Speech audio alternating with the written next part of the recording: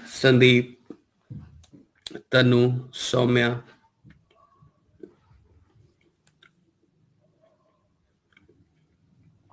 प्रेम,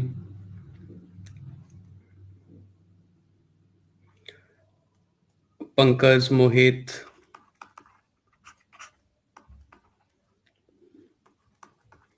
topic 1 होगा और ये मिडवल हिस्ट्री का होगा। Hello Neha, Arun, Abhinav, Anusha, good evening. Topic number 1 medieval history, और जो एंशियंट वाला बचा है उसको और लास्ट में थोड़ा सा 10-15 मिनट में कर लेंगे, है ना। वो जो स्टोन एज वाला बचा है, महाराज निधि, मिडवल हिस्ट्री या मध्यकालीन भारत।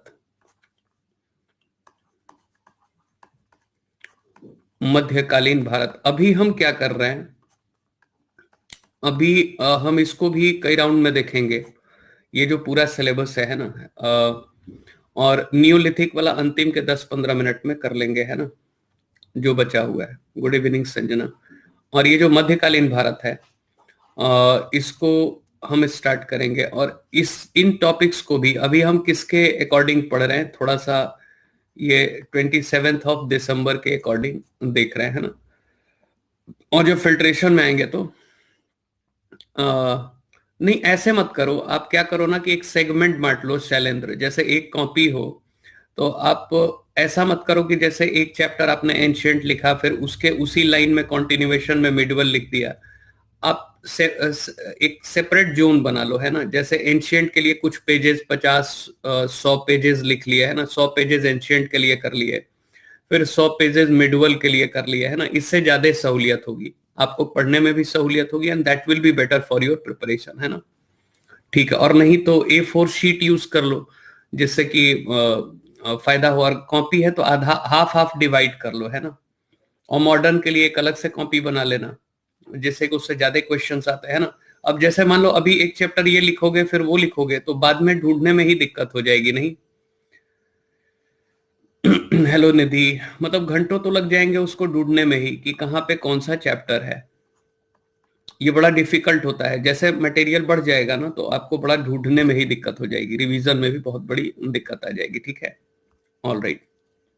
आज कहाँ छठ है? आज ही छठ था। इवनिंग वाला तो कल है ना। अच्छा हाँ, खरना वाला पूजा, ठीक है। आज खरना था, ठीक है, राइट। और अर्घ देने का काम कल और फिर परसों सवेरे, है ना, राइट, ठीक है। 300 प्लस की है ना, तो उसको ऐसा कर लो कि लगभग 150 पेजेस डिवाइड कर लो, या 100 पेजेस डिवाइड कर लो एंशियंट के लिए, और बाकी जो 100 पेजेस डिवाइड कर लो मिडवल के लिए, या आधा आधा कर लो, 150-150 पेज, है ना। तो एक एंशियंट के लिए कर लो और एक, जिससे कि कुछ गुंजाइश रहे, एक्स्ट्रा मिले तो, है ना। जब एक्स्ट्रा मिले तब, मतलब कुछ एक्स्ट्रा पॉइंट्स मिले भी तो हम ऐड कर पाए, ठीक है।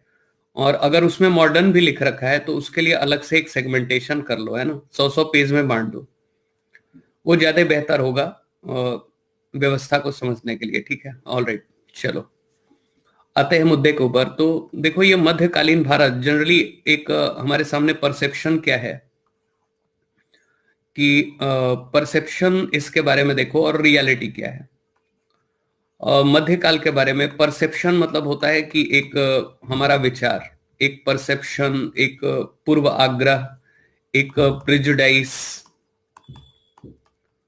प्रिजुडाइस, एक पूर्वाग्रह, ये एक व्हाट्सएप यूनिवर्सिटी का ज्ञान है ना। एक एक तरीके की विचार, एक पूर्वाग्रह जिसे मान लो, पूर्वाग्रह मान लो, या एक दृष्टिकोण मान लो। तो ये एक तरीके का मिडवल के बारे में हमारा क्या एक दृष्टिकोण है, इसको समझने की कोशिश करते हैं और फिर रियलिटी चेक करेंगे, है ना। और फिर हम अपने मुद्दे पे आएंगे। मिडवल हिस्ट्री एक्चुअली में कहाँ से शुरू होती है, तो इसको अगर मैं बांटूं तो वो थोड़ा सा समझ लो इसे। बेसिकली कोई क्लियर लाइन तो नहीं खींची जा सकती।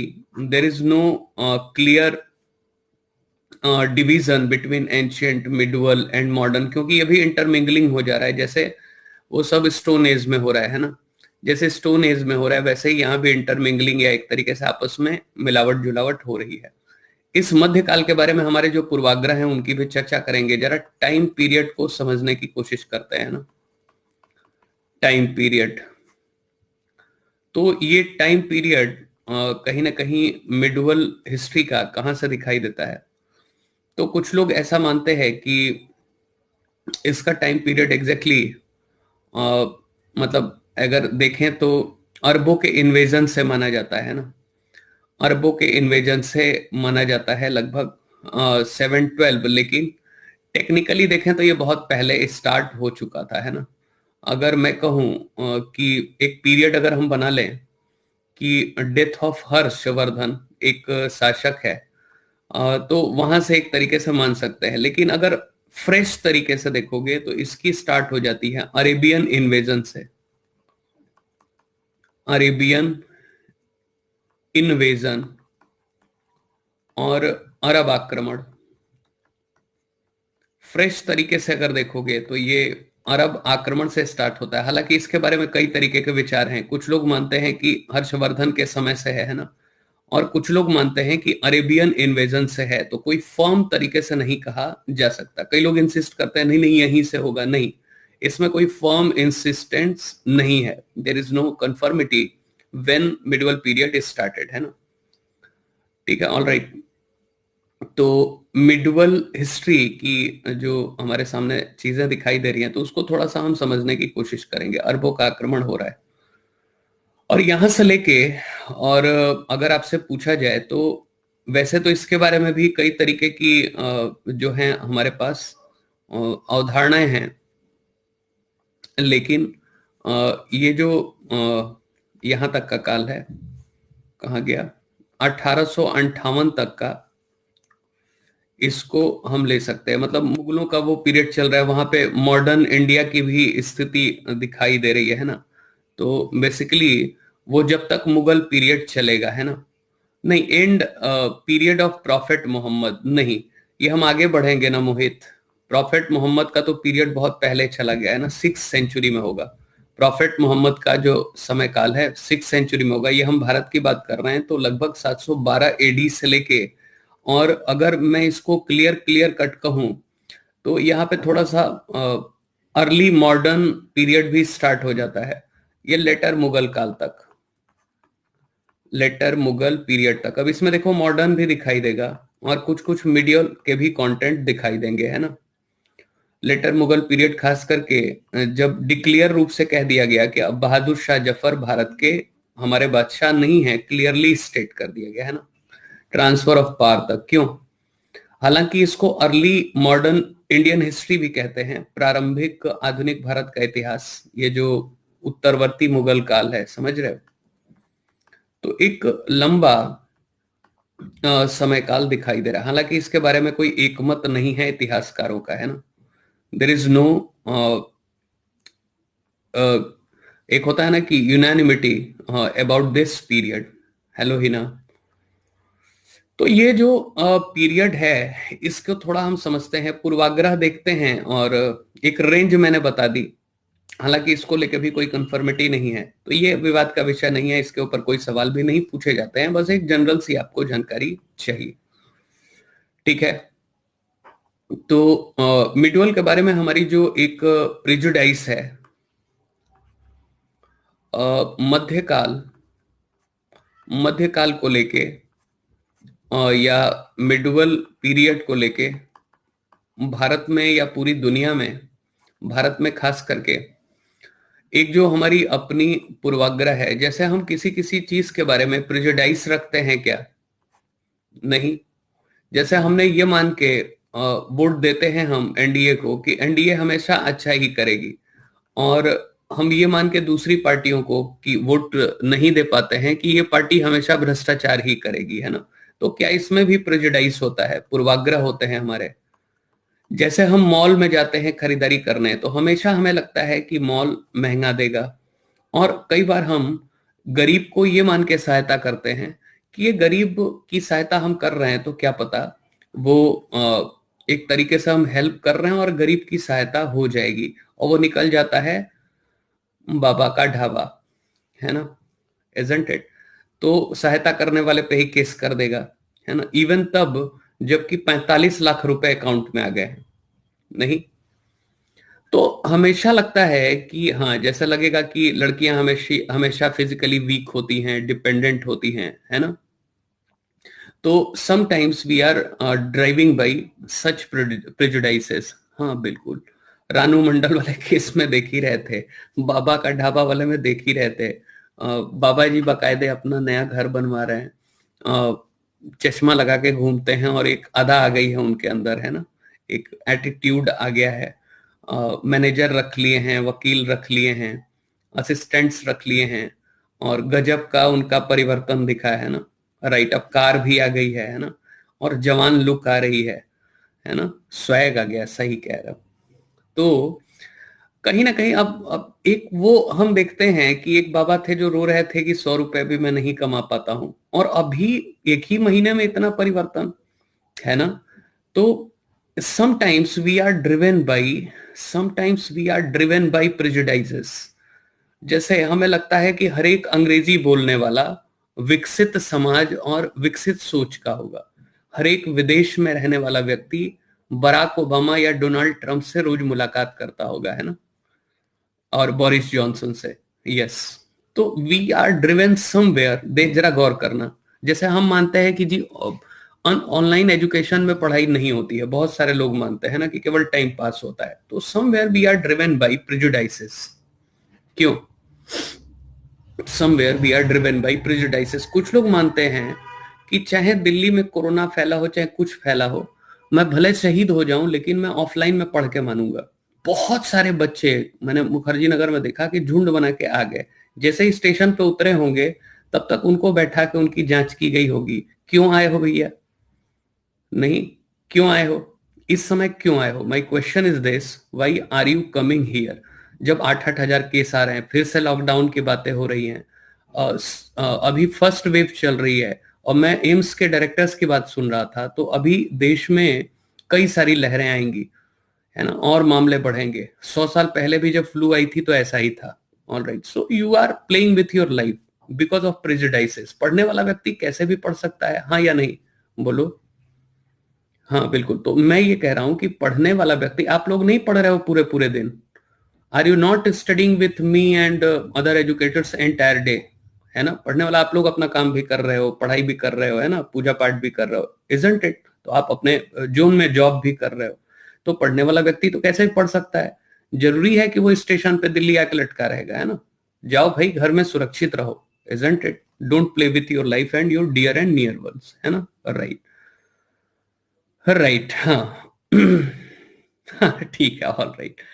तो हाँ ठीक बात है, और अपने कंफर्ट जोन में भी है। तो मैं कह रहा था कि प्रेजुडाइज होता है। मिडवल के बारे में भी हमारे अपने पूर्वाग्रह हैं। जैसे मिडवल पीरियड को dark dark phase of history कहते हैं, डार्क फेज ऑफ हिस्ट्री कहते हैं मिडवल पीरियड को। जब हम पूर्वाग्रह से ग्रसित हो जाते हैं तो इसको कहते हैं कि ये अंधकाल है ना।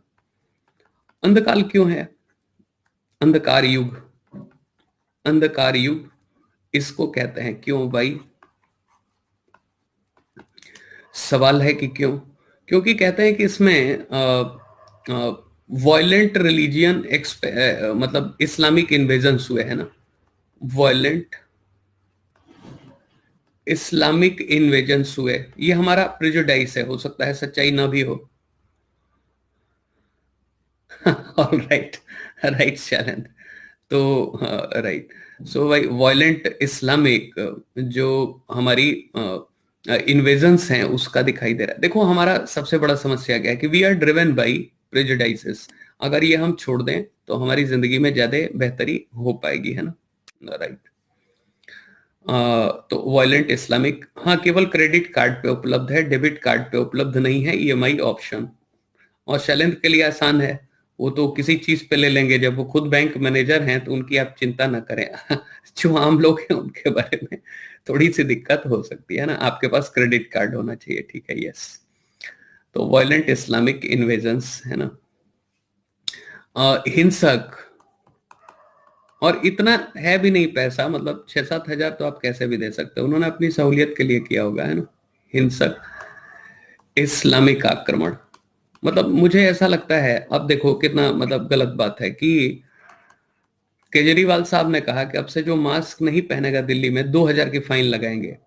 तो बीजेपी का एक नेता कह रहा था कि उन गरीबों के बारे में सोचिए, उन मजलूमों के बारे में सोचिए जिनके पास बिल्कुल पैसा नहीं है, वो मास्क कहां से लगाएंगे, ये तानाशाही नहीं चलेगी।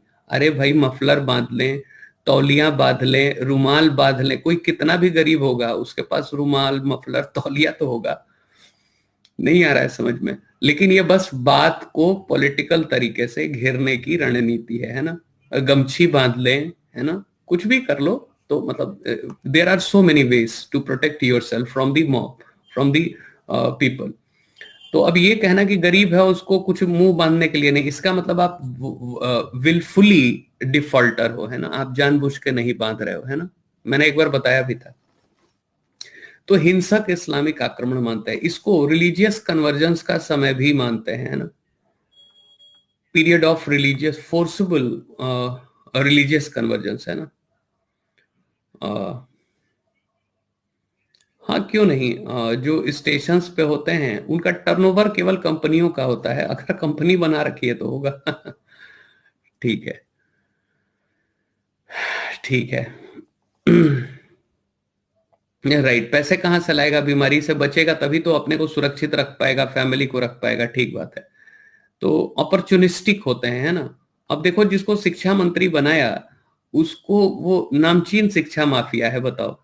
मतलब ये इस तरीके का जो है स्थिति दिखाई दे रही। खैर, तो मैंने कहा कि ये जो पीरियड है ये डोमिनेट हो रहा है किसे, एक इस्लामिक आक्रमण हो रहा है, फिर रिलीजियस कन्वर्जेंस हो रहे हैं, रिलीजियस कन्वर्जेंस, रिलीजियस कन्वर्जेंस हो रहे हैं, मतलब कि धर्मांतरण हो रहा है, एक लंबे स्केल पे धर्मांतरण हो रहा है। फिर इसको बोलते हैं कि ये कन्फ्लिक्ट का भी पीरियड है, कन्फ्लिक्ट बिटवीन क्रिश्चियनिटी एंड इस्लाम। ऐसा कहा गया कि कन्फ्लिक्ट बिटवीन, ये पीरियड किसके लिए जाना जाता है, conflict between Christianity and Islam, Christianity and इस्लाम, क्योंकि इस्लाम भी बढ़ना चाह रहा है और जो इस्लाम के मानने वाले हैं उसे बढ़ाना चाहते हैं। और अभी मैं बताऊंगा कि यह सारा मसला कैसे हो गया और इस्लाम को कैसे बदनाम कर दिया गया, ठीक है। तो conflict between Christianity and Islam, इस्लाम और ईसाइयत में संघर्ष, इस्लाम व ईसाइयत में संघर्ष की स्थिति इसी समय काल में दिख रही है, संघर्ष की स्थिति दिख रही है ना। और ये भी कहा गया कि इस पीरियड में, एक तरीके से एकमात्र उद्देश्य है प्लंडरिंग ऑफ वेल्थ ओनली, मतलब एक तरीके से ऑब्जेक्टिव देखा जाए तो ओनली ऑब्जेक्टिव यही है, बाद में धर्मांतरण तो दूसरा ऑब्जेक्टिव है, एकमात्र जो सबसे बड़ी ऑब्जेक्टिव है, एकमात्र बड़ा उद्देश्य, बाकी बहुत सारे उद्देश्य हैं, एकमात्र उद्देश्य दिखाई दे रहा है ये बड़ा वाला उद्देश्य। हालांकि धर्मांतरण की भी बातें की जाती हैं, but here is plundering of wealth. यहाँ पे जितना कुछ काम हो रहा है तो इसमें प्लंडरिंग ऑफ वेल्थ हो रहा है, मतलब कि धन की लूट, धन की लूट, धन की लूट, है ना। इसमें जो आक्रमण हो रहे हैं एकमात्र उद्देश्य है किसका, ऑफ इन्वेजन्स। कहा गया कि जी जितने एकमात्र उद्देश्य आक्रमणों का, तो आक्रमणों का एकमात्र उद्देश्य क्या है, वो है plundering of wealth, plundering of wealth, धन की लूट। तो ऐसे ऐसे सब ओपिनियंस जो है हमें इस मिडवल के बारे में दिखाई दे रहे हैं, इस पीरियड के बारे में, है ना। फिर कहा गया कि ये पीरियड जो है विमेंस के लिए उतना अच्छा नहीं है, मतलब कि कहा गया कि हिंदुओं के लिए और टेम्पल तोड़े गए और विमेंस के अधिकारों को छीना गया और हिंदूज के लिए बहुत सारी दिक्कतें हो गई, है ना। तो कहा गया देखो इसमें एक प्रेजुडाइस है टेम्पल डिस्ट्रक्शन का, टेम्पल डिस्ट्रक्शन का, मंदिरों को तोड़ा गया, मूर्तियों को तोड़ा गया, मंदिर तोड़े गए। अब देखो ये सब परसेप्शन है और हमें इसकी जांच करनी पड़ेगी कि इसमें कौन से सही है कौन से गलत है। मंदिर तोड़े गए और फिर अगेंस्ट हिंदूज माना गया इस पीरियड को, है ना, अगेंस्ट हिंदूज माना गया, हिंदुओं के विरुद्ध माना गया। हालांकि हिंदू शब्दावली भी उसी समय से दिखाई दे रही है। अब हिंदुओं का मतलब मैंने पहले ही बता दिया है, हिंदू, हिंदुइज्म, हिंदुत्व, है ना। क्यों? तो अगेंस्ट हिंदूज, हिंदुओं के विरुद्ध माना गया यह समय काल, यह समय काल हिंदुओं के विरुद्ध माना गया। Against Hindus, against Hindus. तो टेम्पल डिस्ट्रक्शन, मंदिर तोड़े गए, अगेंस्ट हिंदूज है। फिर अगेंस्ट विमेंस है, कहा गया कि महिलाओं की स्थिति और खराब हुई। अगेंस्ट विमेंस कहा गया कि भाई महिलाओं की स्थिति मध्यकाल में और खराब हुई, और यही वजह थी कि रजिया सुल्तान की एकमात्र गलती थी कि वो महिला थी। सुना है आपने statement? Only drawback, demerit of period of Razia Sultan because she was women. So patriarchal society never accepted advancement of women's. ये एक पेट्रियार्कल सोसाइटी की एक है समस्या कि अगर महिलाएं कहीं अगर वृद्धि करने लगे तो हम कहीं ना कहीं उनकी कमी दिखा देते हैं ना। जैसे कोई महिला अगर आगे बढ़ जाए तो उसको हम कुछ ना कुछ उसकी कमी दिखाएंगे, उसको नीचा करे गिराएंगे, उसको हम किसी लेवल पे लाके ये कोशिश करेंगे कि उसकी उपलब्धियों को कम कर दें, है ना। तो ये एक हमारी सबसे बड़ी समस्या है इस पेट्रियार्कल सोसाइटी की। जनरली जो महिलाएं हैं इस समस्या से ग्रस्त होती हैं, है ना। ठीक है, और ऐसे बहुत सारे एग्जाम्पल हैं। There are so many examples, not only Kiran Bedi, in every field. You can say Sania Mirza, from Sania Mirza to Dhing Express to PT Usha to all the women cricket players, है ना। तो like Indira Gandhi, one of the finest leaders. However, there was a restriction of her rule, but more or less somewhere she was fine political leader, है ना, fine prime minister. तो अगर जब जब मौका दिया गया, in America also Hillary Clinton, if Hillary Clinton were elected somewhere before during the Donald Trump period, so it would have been much better scenario. मेरा ऐसा मानना है कि डोनाल्ड ट्रंप की बजाय अगर हिलेरी क्लिंटन बनी होती राष्ट्रपति तो अमेरिका की इतनी दुर्दशा ना होती। अब मेरा अपना ये सोच है ना।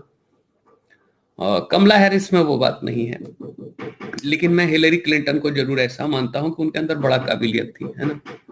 और यही गलती थी कि वो भी लेडी थी, ठीक बात है, इलेक्शन में। नहीं तो उनके पक्ष में हर चीजें थी और बहुत ही फाइन लीडर थी। देख रहे हो डोनाल्ड ट्रंप की हालत, ये क्या राष्ट्रपति, मतलब ये तो जिद पे अड़ा हुआ है, हार मान ही नहीं रहा, कह रहा कि राष्ट्रपति भवन नहीं छोड़ूंगा, और अभी अधिकारियों को बर्खास्त कर रहा है। जो जैसे मतलब आपकी पद तो चली गई है, अब आप तो टेम्पररी हो, और जितने भी ऑफिसर्स हैं वो कह रहा है कि election is rigged, tampering of the election. तो सब अधिकारी सब जो है होमलैंड सिक्योरिटी को सब मना कर दे रहे हैं, है ना, राइट, स्टेबन। तो अधिकारी सब मना कर दें कि no sir, this is not the exact case what you are accusing against the Joe Biden. तो तुरंत उनको हटा दे रहा है ना। तो मतलब एकदम पागलपने की स्थिति है ना। Right, right. So in that way, तो मैंने कहा कि कहीं ना कहीं ये समाज जो है इसके ऊपर आरोप लगता है कि हाँ, ट्रम्प इम्पीचमेंट स्टार्ट हुआ था लेकिन हो नहीं पाया।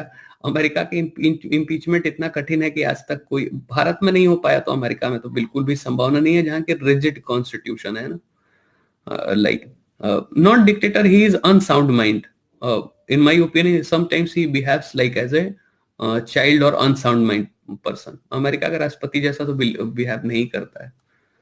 ठीक है, हाँ हाँ ठीक है। और हाँ ठीक है, उसको डिवोर्स से कोई लेना देना है ही नहीं, उसने शादी करते हुए ही उसने सब लिखवा लेता है, समझे। और जो है शादी करते हुए उसने लिखवा लिया कि डिवोर्स की अवस्था में हमारी संपत्ति में से आपको कोई हिस्सा नहीं मिलेगा, गुजारा भत्ता कुछ दे देंगे। ऑलराइट, वो शादी करते समय ही सब लिखवा लेता है ना। वो भी बहुत कर्मकांडी आदमी है अमेरिका के अंदर में, समझे। तो ये सब ऐसा नहीं है लफड़ा की जो है संपत्ति में कोई एलुमनी और इस तरीके का मिले 200 500 1000 करोड़ रुपए। होशियार, वो जेफ बेजोस नहीं है, समझे? वो जेफ बेजोस नहीं है कि डेवोस के बाद पूरी दुनिया के सबसे धनी विमेन हो जाए उनकी महिला। तो बहुत होशियार व्यक्ति है वो। ठीक है, अभी फिर शादी करेगा। ठीक है, फ्रस्ट्रेट है। सुनने में आ रहा है कि शादी करने वाला था लेकिन ये राष्ट्रपति नहीं जीता तो टल गया। ठीक है, ऑल राइट। तो ये हो, ठीक है, हाँ बिल्कुल, बिजनेसमैन है। ये सब पहले ही सब लिखवा लिया है। ठीक है, चलो। तो यह समय काल अगेंस्ट विमेन्स माना जाता है। और यहाँ पे थोड़ी सी हमारी एक प्रिजुडाइज दिख रही है। ठीक है ना। फिर ये कहते हैं कि ये सब जो आए थे लोग, चाहे वो अरेबियंस आए हों, अरेबियंस, चाहे वो अरेबियंस आए हों, और चाहे अरबों के बाद टर्किश आए हों, तुर्की से लोग आए हों, या तुर्की मूल के लोग आए हों जो अफगानिस्तान में बस गए थे, और या तो मुगल्स आए हों, या मुगल्स आए हों, या मुगल्स आए हों, चाहे जो भी आया हो, है ना। देखो इनका पीरियड यही है, दैट इज दी पीरियड, यही इसी क्रम में आते हैं, है ना। ये टर्किश कौन से लोग हैं? सल्तनत वाले, सल्तनत के सुल्तान हैं। नहीं बोलते थे सल्तनत के सुल्तान, सुल्तानों की जो जागीर थी, सुल्तानों का जो साम्राज्य था उसको सल्तनत कहते थे। ठीक है।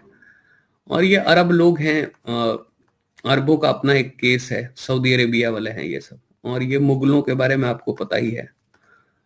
ये लोग का मूल मंगोलिया, अफगानिस्तान, दूर दूर तक फैले हुए थे मुगल। मुगल कई बार शानो शौकत के प्रतीक के रूप में भी कहा जाता है। इंग्लिश का एक वर्ड है मुगल, आपने सुना होगा कि सिगार मुगल, शिप मुगल, सुना है? ऐसा लिखा होता है इंग्लिश न्यूज़पेपर में। तो लोग सोचते हैं कि ये मुगल वंश का ये वारिस है क्या। एक स्टूडेंट लाके पूछ रहा था मुझसे न्यूज़पेपर में दिखा के कि सर ये इनके आगे नहीं, मुगलाई चिकन नहीं है, वो तो भोजन का नाम है। जो मुगल लोग थे कबाब खाने के शौकीन थे, and during the Mughal period, specially during the Akbar, he was fond of kebab. So 165 types of kebab were popular and made especially for him in the kitchen. अब हमारे जैसा वो एक एक लेग पीस खाने वाले नहीं थे, समझ रहे हो। हमारी स्टेमिना कम है। 165 प्रकार के कबाब बनते थे अकबर के समय। अब हमारी स्टेमिना कम है, जैसे किसी को खिला दो 3-4 लेग पीस, या अगर आधा केजी खिला दिया तो सो जाएगा।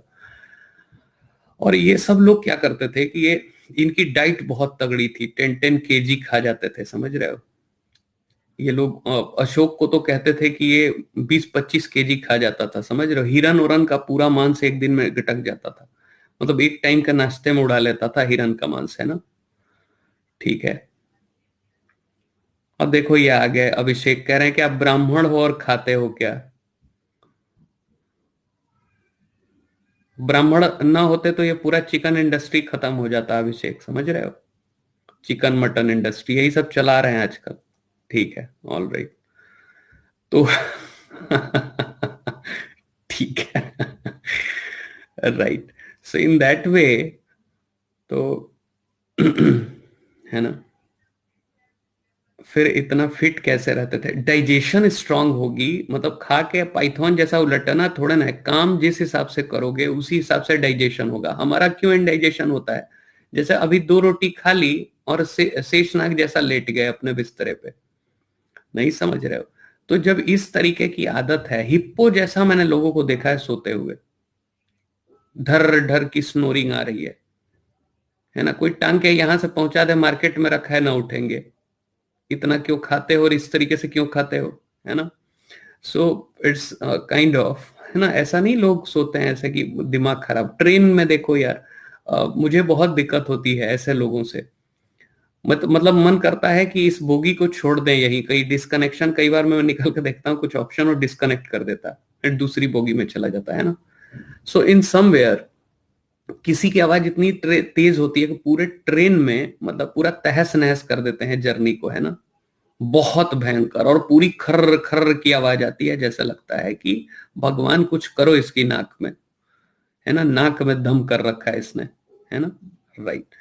सो समवेयर कुछ कर भी नहीं सकते हो ट्रेन में, है ना, अब क्या करो, तो आराम से सो रहा है, बाकी दुनिया की नींद उड़ी हुई है, ठीक है। तो समवेयर मुगल किसका प्रतीक होता है? लेविश लाइफ स्टाइल का, लेविश लाइफ स्टाइल, है ना। हाँ, और ये यूपी बिहार में स्नोरिंग वाली परंपरा ज्यादा है ना, कि भाड़ में जाए दुनिया और देश, सोलो जम के, ठीक है। हाँ भाई, वो क्लास व्लास नहीं देखते हैं, वो प्लेन में भी स्नोर कर देंगे, समझ रहे हो, वो क्लास से नहीं मतलब होता। नहीं, ईयरफोन आखिर मतलब ठीक है, कितना ईयरफोन सुनोगे, है ना, उसका भी अपना एक लिमिट है। जैसे उसमें अब जैसे आप मूवी भी देख रहे हो ना, कुछ देख रहे हो, कुछ भी चीज कर रहे हो, तो वो भी आवाज आ रही है खर्र, जैसे मान लो कि आप देख रहे हो एवेंजर्स एंड गेम, है ना, और उस समय Robert Downey junior iron man की लड़ाई चल रही है, ठीक है, उसी में खर्र से आवाज आई, आपने सोचा कि थेनोस तो नहीं है, ठीक है, तो उन्हें क्या पता कि ट्रेन में ही थेनोस सोया हुआ है, ठीक है, ऑलराइट। तो अरेबियन, टर्किश एंड मुगल्स, ठीक है, ये अब मतलब आने का क्रम इनका यही है, और एक शानदार जीवन शैली के लिए ये जाने जाते हैं, शानदार जीवन शैली। आपको कोई कहे कि you are living like as Mughal, तो आप इसको इज्जत समझना, है ना। कुछ लोग तुरंत लगेंगे उसको वो करने का, भी टीका लगा कह रहे हैं, कह रहे हो कि मुगल जैसा मैं जी रहा हूं, है ना। Isn't it. तो ये शानदार, कई बार हमें पता ही नहीं चलता है कि सामने वाला इज्जत दे रहा है कि बेइज्जती कर रहा है ना। सो लेविश स्टाइल शानदार जीवन के लिए माना जाता है, मुगल लिखते हैं ना, ठीक है। तो ये सीक्वेंस रहा है, तो कई लोग ये प्रिजुडाइस रखते हैं कि ये जितने भी लोग थे, तो देखो ये तो आए और रिटर्न कर गए, अरेबियंस आए और रिटर्न हो गए, है ना, ये तो रिटर्न कर गए पैसा वैसा लेके अपना, लेकिन बाकी ये तो देश में रह गए ना, यहीं पे सेटल्ड हो गए, सेटल्ड इन इंडिया, जब आए तो यहीं पे सेटल्ड हो गए, सेटल्ड इन इंडिया। तो कुछ लोग आरोप लगाते हैं यही भारत में निवास कर गए, भारत में निवास कर गए, हालांकि आज तक ये आरोप लगता रहता है कि इन्होंने देश के इतिहास को खत्म कर दिया, इन्होंने देश की संस्कृति को नष्ट कर दिया, मुगलों ने और टर्किश ने, और ये विदेशी थे। यहां तक कि यूपी के सीएम ने एक बार कह दिया था कि मैं अंग्रेजों को भी अच्छा मानता हूं इन मुगलों और इन सुल्तानों से, है ना, यहां तक वो चले गए थे। एक नहीं हमारे सीएम प्रसिद्ध, तो उन्होंने तुरंत कह दिया था कि मैं कुछ नहीं मानता हूं, ये सब ताज और महल हमारी इतिहास का हिस्सा नहीं, हमारी संस्कृति ही ये नहीं है, इसको मैं शिवलिंग वाले स्थान में बदल के दम लूंगा, ठीक है, तेजो महालय उसका नाम रखने की योजना थी। तब तक ये सब घटना यूनेस्को को पता लगी, और उन्होंने कहा कि ऐसा है कि बहुत सारे अधिकारी आ गए यूपी में, और कहा कि माननीय मुख्यमंत्री जी, राइट, और respected CM, if you are not considering Taj Mahal and all the Mughal monuments as your history and culture, then we are going to suspend all the grants, all the funds, and all the future international cooperation will be suspended. तब देखो अगले दिन का रणनीति देखो कि माननीय मुख्यमंत्री साहब अगले दिन तुरंत कहा कि उन्होंने कि देखिए कल तक हम जो इतिहास बताते थे वो गलत है, ताजमहल हमारी संस्कृति का अभिन्न हिस्सा है, और वहां झाड़ू लगा रहे थे, समझे, जितने गेट थे ताजमहल के उसमें सब में झाड़ू लगा के आए, ठीक है, मैं नाम नहीं लूंगा, आप सब समझदार हो, है ना। और क्योंकि उन्होंने कहा था कि सारे फ्यूचर कोऑपरेशन को समाप्त कर दिया जाएगा यूपी में, और जितनी भी फंडिंग है यूनेस्को की ओर से खत्म कर दी जाएगी, और इंटरनेशनल टूरिस्ट को सलाह दी जाएगी कि यहाँ विजिट न करें, ये सब जैसे सुनना था कि बस अब ये बताओ, यूपी में ये सब ताजमहल खत्म कर दोगे तो लोग क्या घूमने आएंगे, मतलब जापानीज इंसेफेलाइटिस देखने आएंगे, नहीं आएंगे ना, ठीक है। तो मेरा कहने का मतलब है कि नहीं ऐसा है, आप कहते हो कि जी राम की जन्मभूमि है या काशी प्रांत है या मथुरा है, आई अग्रीड, मथुरा एक फेमस प्लेस है, काशी प्रांत है उसको देखने लोग आते हैं, प्रयागराज में आते हैं ना, I agreed, but it can't establish the fact other religious places are not important. अगर मेरा एक प्लेस इंपॉर्टेंट है तो हर एक प्लेस इंपॉर्टेंट है ना, वो सब भारत का है, मैं उसे नहीं जाने दूंगा। न मैं किसी अजमेर शरीफ को जाने दूंगा इस देश से, न मैं इस देश से जो है ताजमहल और लाल किले को जाने दूंगा, और न ही मैं इस देश से राम जन्मभूमि को जाने दूंगा। इसमें कोई दिक्कत है? मुझे तो नहीं लग रहा है कि कोई दिक्कत है इसमें। हम हमारे लिए तो सब एक बराबर है, कोई दिक्कत नहीं है ना, right? So that is the way of understanding है। तो ये सब भारत में निवास कर गए और इनके ऊपर आरोप लगता है कि ये क्या है, कल्चरल डिस्ट्रॉयर माना जाता है इनको, संस्कृति विनाशक। संस्कृति विनाशक है ना, सब एक बराबर हैं, ये तो बेकार की बातें हैं। ये तो मुझे आज तक समझ में नहीं आया, ये राजनीति ज्यादा है ना, कि अपनी रोटी सेकते रहो।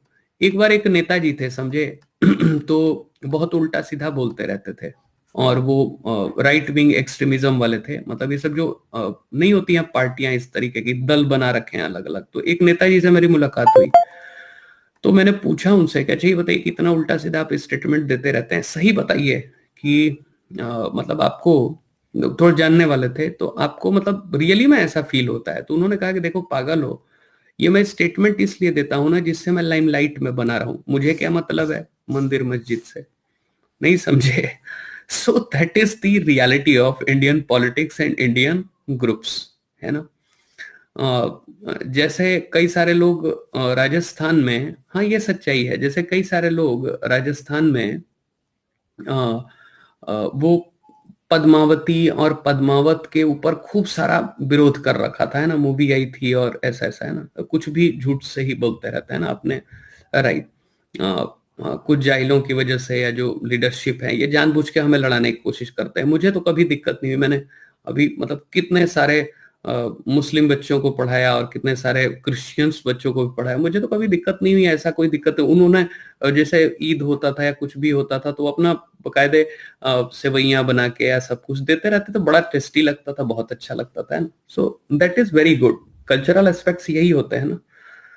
तो ये बात है, ठीक है। अब ये कोई मत पूछ देना कि सर आप वो भी खाते हैं, क्यों भाई, इसमें कोई दिक्कत है? नहीं, मैं कुछ भी कर सकता हूँ, ठीक है। और अगर आप मुझे ब्राह्मण मानते हो तो मैं अपना नियम खुद बनाता हूँ, ठीक है। चलो ठीक है, ऑल राइट। ठीक है, अगर मतलब आपने कह दिया कि ब्राह्मण, तो ब्राह्मण नियम बनाते थे, मैं अपना नियम बना लेता हूँ, ठीक है, खान पान से लेके और सांस्कृतिक आचार व्यवहार तक, है ना। ठीक है, ऑल राइट। तो हाँ वेरी गुड, देखो ये ठीक है, हनी भी इसमें अभ्यस्त हैं, ऑल राइट। तो इन दैट वे मेरा ऐसा मानना है कि जो रिलीजियस एक्सट्रीमिस्ट हैं वो कहीं ना कहीं हमें इस मिडवल हिस्ट्री को गलत तरीके से प्रोजेक्ट करते हैं, और यहाँ पे दिक्कत होती है। तो जब हम ये कहते हैं कि संस्कृति विनाशक है, तो इसको अगर हम फैक्ट चेक करें तो क्या सही है ये?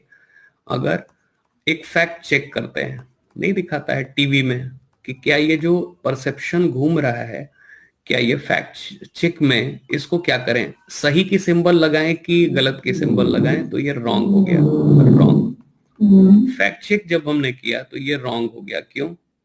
बिल्कुल गलत है। क्यों रॉन्ग है? क्योंकि इन्होंने भारत में इसको अपना घर माना।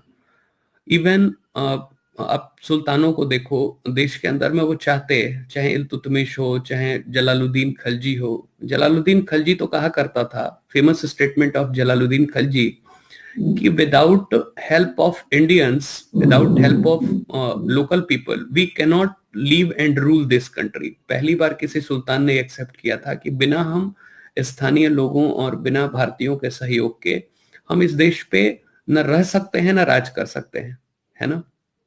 तो फैक्ट चेक में ये रॉन्ग गया। मुगलों में बाबर को छोड़ के किसी ने ऐसा नहीं कहा कि जी मुझे अपने घर जाना है, और बाबर भी यहीं पे सेटल हो गया था जब तक रहा, ठीक है। हालांकि वो बीच बीच में कहता था कि जी, ऐसा नहीं कहता था कि फरगाना जाना है और मुझे वहां पे जाके शैबानी खां को हराना है और बचपन का बदला लेना है, समझ रहे हो। तो ये कल्चरल जो आरोप लगे हैं ना कि संस्कृति विनाशक, तो ये ठीक नहीं है। कुछ लोग कहते हैं कि जी जिस समय ताजमहल बन रहा था उस समय भारत में अकाल आया हुआ था, तो ये कोई नई बात थोड़े न थी, है ना। हाँ, बख्तियार खिलजी ने कल्चर डिस्ट्रॉय करके नहीं सोचा था, उसका उद्देश्य था कि भाई अब जैसे मान लो किसी अनपढ़ आदमी के सामने अपना ज्ञान बघारोगे तो क्या करेगा वो, बताओ।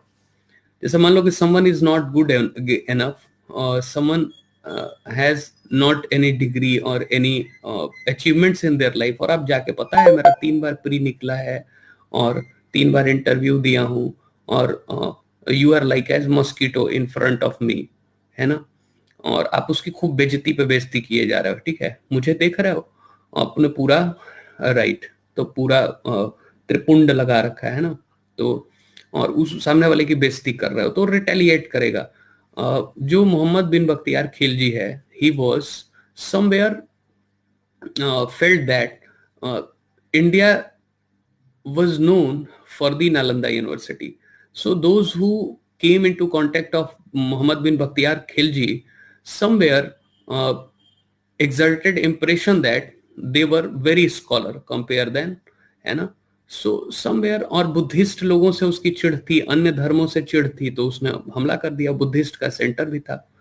तो इसमें ये नहीं कहोगे कि भारत में कल्चर डिस्ट्रॉय करने आया था भाई, हाँ, लेकिन जरूर थोड़ी सी बर्बरता दिखाई देती है। तो कई बार मुस्लिम शासक अच्छे भी थे, कई बार बुरे भी थे, कई सारे हिंदू ही शासक बुरे थे और अच्छे भी थे, है ना, तो ये इंडिविजुअल हो गया ना, हम उसको ऐसा नहीं करेंगे, पूरे फेस को हम गलत सिद्ध कर देंगे, है ना, मेरी बात समझ रहे हो। जैसे मैं आपको उदाहरण देता हूं, Qutbuddin Aibak known as Lakh Bakhsh and Mohammad bin Bakhtiyar Khilji, ध्यान से सुनो, और ठीक है, हाँ, औरंगजेब को छोड़ के, और औरंगजेब के बारे में भी अगर आपको जानना हो तो राजीव आप एक मेरी लेक्चर देखना कि exact figuring out, we are exact figuring out who was Aurangzeb, आप एक लेक्चर देखना, बहुत ही आपको भयंकर वाला ज्ञान वहां पे मिलेगा। तो मैंने कहा कि Bakhtiyar Khilji somewhere area commander of Qutubuddin Aibak, and Qutubuddin Aibak was somewhere a liberal person, ठीक है, मेरी बात सुनना, और आप वो लेक्चर सुनोगे स्पेशल वाली क्लास में जाके, तो जिनको जिनको औरंगजेब की सच्चाई जाननी है, एक रियल एनालिसिस समझनी है, अपनी सोच में बदलाव लाना है, तो स्पेशल वाली क्लास में बैठ के इस पे विचार कर सकते हैं, ठीक है। तो मैंने लमसम हर एक उन मुद्दों के ऊपर चर्चा की है जो लगातार व्हाट्सएप में छंद और हमारी जिंदगी में घूमते रहते हैं, तो लैक ऑफ नॉलेज की वजह से हम कुछ ज्यादा उसके बारे में समझ नहीं बना पाते, है ना। तो सुनना इस बात को, तो मैं ये कह रहा था कि हाँ, हाँ, जो विवादित टॉपिक है उसको मैंने कई सारे चीजों को कवर किया हुआ है ना, एक बैलेंस्ड वे से, जो सच्चाई है उसके हिसाब से, चाहे वो जिन्ना साहब हो, चाहे वो कोई हो, है ना, राइट, हाँ, और ठीक है, और औरंगजेब पे तो मैंने पूरा एक डेडिकेटेड क्लास ली है, तो वहां आप देख सकते हैं वहां पे, ठीक है, स्पेशल वाले में एक बार देख लेना, ठीक है। तो मैं ये कह रहा था कि जब मैं कह रहा हूं कि उसको लाख बख्श कहा जाता है, मैं लिखवाऊंगा कुतुबुद्दीन ऐबक को, Qutubuddin Aibak was considered as fifth son of Muizuddin Mohammad Ghori, he was a slave of Muizuddin Muhammad Ghori, but after the death of Ghori he became a ruler of India, and he never claimed himself as Sultan of India because he respected his emperor Muizuddin Mohammad गोरी। अपने राजा के सम्मान में उसने कभी सुल्तान की उपाधि नहीं ली कुतुबुद्दीन ऐबक ने, और जब वो भारत के का शासक बना 1206 में, तो वो बड़ा लिबरल था, मतलब कुछ भी उठा के दान में दे देता लोगों को, इसीलिए उसको लाख बख्श कहते थे। और जबकि लड़ने में ऐसा नहीं कमजोर था, he was not like as Firoz Shah Tughlaq, बहुत ताकतवर व्यक्ति है, तभी तो उसको उपाधि दी गई थी, his title was Sipah Salar, his title was Sipah Salar, मतलब कमांडर इन चीफ, अपने को वो सिपाह सलार या सेनापति के नाम से कहा जाना पसंद करता था, इजंट इट। मेरी बात ध्यान से सुनना। तो अब वो थोड़ा लिबरल है, लेकिन जो उसका असिस्टेंट है, जो उसका कमांडर है Mohammad bin Bakhtiyar Khilji, somewhere he was not directly under the control of Qutubuddin Aibak, तो अपने मन से उसको जो आ रहा है कर रहा है, तो गया जाके नालंदा में आग लगा दी। नहीं समझ रहे हो मेरी बात, आर यू गेटिंग? तो अब ये नहीं कह सकते कि कुतुबुद्दीन ऐबक ने उसे स्पेशली डिजाइन किया था कि जाके उधर आग लगाए, है ना। समझ रहे हो मेरी बात? अभी जैसे देखो कि बिहार में एक मंत्री साहब हैं, वो पूरा अभी जिनको हटाया गया है, ठीक है, रिजाइन देके हटे हैं, तो अब इनको कोई प्रधानमंत्री मोदी ने थोड़े ना कहा होगा कि इनको ऐसे जो शिक्षा माफिया है इनको शिक्षा मंत्री बना दो, है ना, जिनको राष्ट्रगान भी नहीं आता है, कह रहे थे गंगा जल पी ले, पता नहीं क्या क्या बोल रहे थे राष्ट्रगान में, है ना। सुनना यूट्यूब पे होगा। ये बिहार के शिक्षा मंत्री बनने को उतारू थे, जिनको राष्ट्रगान तक नहीं आ रहा है ना। हाँ, ये मेवालाल थे कि धोखालाल थे पता नहीं, है ना। लंपट लाल ज्यादा लग रहे थे। तो इन समवेयर मैं ये कहूं कि इनको, जिनको राष्ट्रगान तक नहीं आ रहा है, मैंने सुना एक बार ध्यान से, उतना ध्यान से नहीं सुन पाया, मुझे लगा कि कह रहे हैं कि गंगा जल पी ले। ऐसा कहाँ लिखा गया है राष्ट्रगान में? ठीक है। हाँ, तो अब ऐसे ही लोग आएंगे तो देख लो। तो ये लंपट लाल ही ज्यादा थे। खैर ठीक है। ठीक है, ऑलराइट। तो यही बिहार का दुर्भाग्य है। लेकिन अब इसको मोदी जी तो कह नहीं होंगे कि ऐसे ही व्यक्ति को आप चुनो, लेकिन अब जो लोकल लोग हैं वो पता नहीं क्या डिसीजन ले लें पार्टी के अंदर और किसको बैठा दें, है ना। ऑलराइट। तो फिलहाल मैं ये कहना चाह रहा था कि जो लोकल एडमिनिस्ट्रेशन होता है अपने मन से काम करता है। तो यहाँ पे हमने फैक्ट चेक में ये वो जानकारियों को संस्कृति विनाशक तो नहीं मानेंगे एटलीस्ट, है ना। और मध्य युग में लड़ाइयां होती रहती थी। जब अजात शत्रु अपने पिता की हत्या करता है तो आप इस बात को दबा ले जाते हो इतिहास में, है ना। When Ajatashatru started tradition of when he killed his father Bimbisara for the throne, है ना। तो जब बिंबिसार की हत्या कर देता है अजात शत्रु, तब आप उसको शानदार तरीके से छुपा ले जाते हो, है ना। लेकिन जब शाहजहां को औरंगजेब बंदी बना लेता है तो आप इसको हाईलाइट करते हो कि देखो इनकी पूरी परंपरा ही खराब है ना। तो भारत में ये जो पितृहंता व्यवस्था है ये किसने शुरू किया था? इतिहास को कैटेगराइज करने से दिक्कत है, नहीं समझ रहे हो। इतिहास को इतिहास जैसा पढ़ें, अपने उद्देश्यों की पूर्ति के लिए ना पढ़ें। सबसे अधिक छेड़छाड़ इसी मिडवल के साथ हुई है। Are you getting? Tampering of medieval history for their personal gain, है ना। राइट। तो जब ये आप जानकारियां छुपा ले जाते हो कैटेगरिकली, क्योंकि आप चाह रहे हो, जो आप सिद्ध करना चाहते हो वो वही दिखाओगे केवल, है ना, केवल उसी की बात करोगे, है ना। ठीक है, इतना क्लियर हो गया ये बात। तो हमने फैक्ट चेक में इसको नकार दिया। ये प्रिजुडाइज थी, क्या था? ये पूर्वाग्रह ग्रसित विचारधारा थी। हमने इस पूर्वाग्रह को समाप्त कर दिया। नहीं मानते हम इसे, ये पूर्वाग्रह था। ठीक है, आपसे पूछा जाएगा, ये समझ रहे हो, ये इंटरव्यू का सवाल है। आप सोच रहे हो कि ऐसे ही चल रहा है क्या? ये इंटरव्यू में आपसे पूछा जाएगा कि क्या आप भी मानते हैं कि ये हमारी देश की संस्कृति का हिस्सा नहीं थे? तो आप कहोगे बिल्कुल नहीं, क्योंकि भारत में ही रह गए और ऑलमोस्ट इन्होंने भारत में मॉन्यूमेंट्स बनाए, कभी जाने की इच्छा नहीं रखी। इवन अकबर जैसे लोग तो, और जलालुद्दीन खलजी जैसे लोग तो इस देश में बकायदे अच्छा काम कर रहे थे। मोहम्मद बिन तुगलक तो अच्छा खासा उन्होंने कृषि के लिए काम किया, है ना। गयासुद्दीन तुगलक तो नहरों के निर्माण के लिए जाना जाता है। इवन फिरोज शाह तुगलक ने कितने सारे विभाग शुरू किए थे, है ना। Isn't it? So it was a tradition. Even Jahangir भी उतना बुरा नहीं था अगर अपने पर्सनल बातों को छोड़ दिया जाए तो, है ना। तो अशोक के ऊपर भी मैंने क्लास बना रखी है कि वो महान था कि नहीं था, क्या है। तो मैंने इतिहास में लगभग सारी बातों को चर्चा कर रखा है। अच्छी क्लास है, आप देखोगे तो आपको अच्छा फील होगा, है ना। अंदर ही अंदर मन में आपको एक कॉन्फिडेंस जनरेट होगा कि हाँ, मुझे उन विषयों के ऊपर पता है जो लगातार चर्चा में विवादित रूप से बने रहते हैं। ऑलराइट, चलो। हमारा अगला क्लेम है कि टेम्पल डिस्ट्रक्शन किया गया और अगेंस्ट हिंदूज है, हिंदुओं के विरुद्ध का समय काल है और महिलाओं के विरुद्ध है। कौन सा क्लास? शुभम, आप उसमें चले जाओगे, मेरी प्रोफाइल में जब आप जाओगे तो वहां आपको ये 3 तरीके की क्लासेस दिखाई देंगी। जब आप मेरी प्रोफाइल में जाओगे तो वहां 3 तरीके की क्लासेस दिखाई देंगी। एक होगा कंप्लीटेड, एक होगा ऑनगोइंग, और एक है अपकमिंग। क्या है? Upcoming. Upcoming, completed, ongoing and upcoming.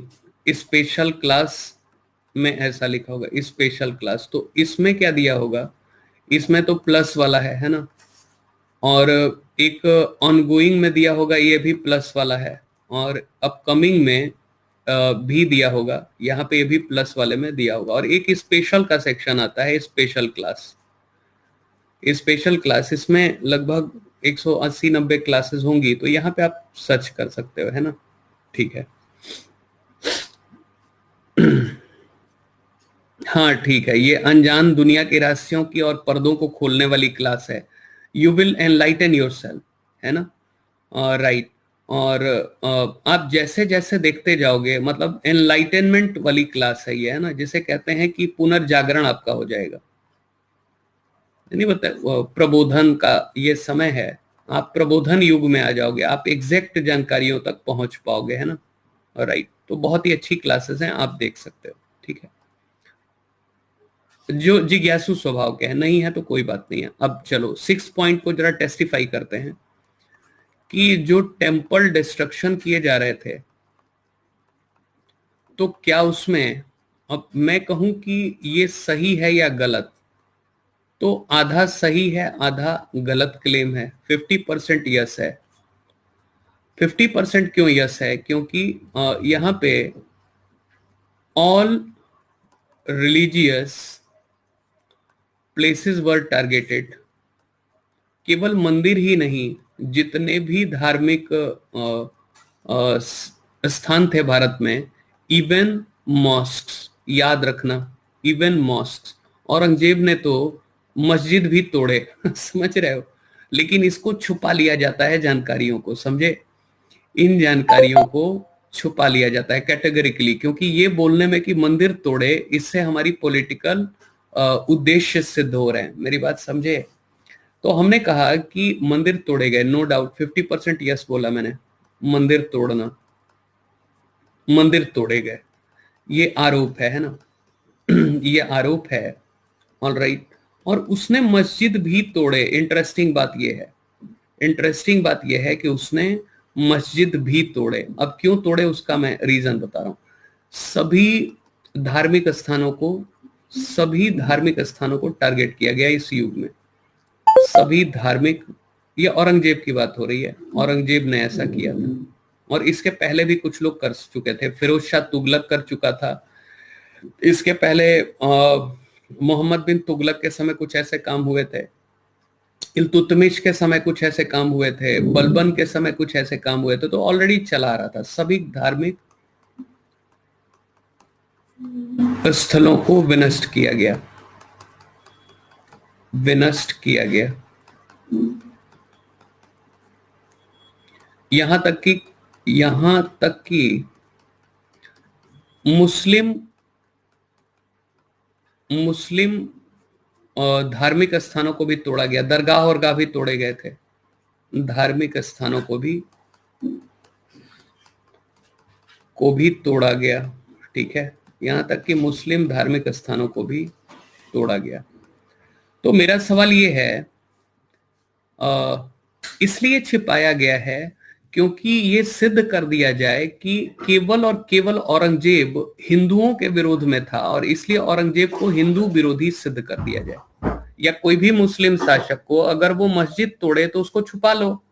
छुपा इसलिए लो क्योंकि केवल वो हिंदुओं के विरुद्ध अत्याचार करता हुआ दिखे, तो आज के समय में यह सिद्ध किया जा सके कि हिंदुओं के लिए मुसलमान शासक या मुस्लिम समाज एक खतरा है, जिससे आपस में लोग संदेह की दृष्टि से देखें एक दूसरे को। Isn't it?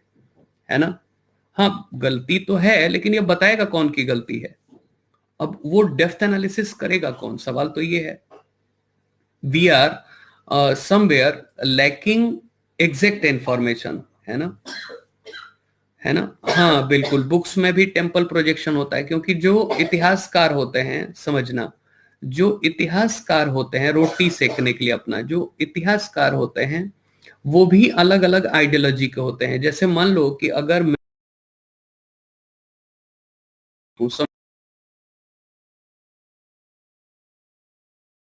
डोनाल्ड ट्रंप को पसंद करता हूं, एनडीए की सरकार को पसंद करता हूं, इतिहासकार होते हैं रोटी सेकने के लिए अपना, जो इतिहासकार होते हैं वो भी अलग अलग आइडियोलॉजी के होते हैं। जैसे मान लो कि अगर मैं